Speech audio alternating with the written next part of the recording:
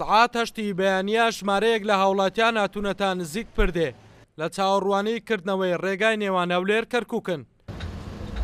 دوای گەیشتنی نوێنەری حکوومەتی عێراق وەرێمی کوردستان ڕێگاکە بە ڕوویهاتووچۆی هاوڵاتیان کرایەوە. باگوێرەی ڕێکەوتنەکە لە تەنیشتێکەوە دوو بازگەدانراوە، تەنها دیوارێکی بەرد لە یەکتریان جیا دەکاتەوە.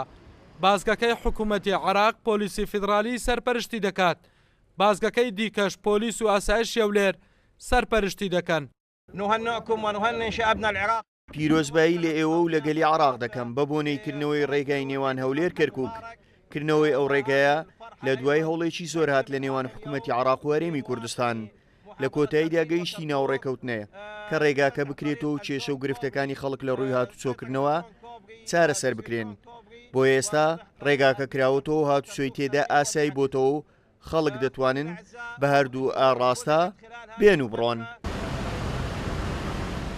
پردا کۆنکرێتەکەی چاکراوەتەوە لەسەر ئەرچی حکوومەتی هەرێمی کوردستان بووە.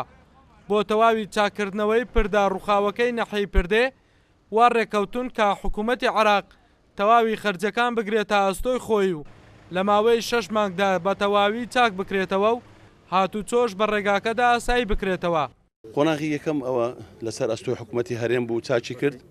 قۆناغی دووەم دەکەوێت سەر حکوومەتی مرکزی کە گوژمەی بە ملیارێک دینار پێویست دەکات چاک بکرێتەوە. دوای جەژن دەست دەکرێت بە چاکردنەوەی ئەو جسرە بە ماوەی 6 مانگ کۆتایی پێدە و جسرەکە وەکو خۆی چا دەکرێتەوە.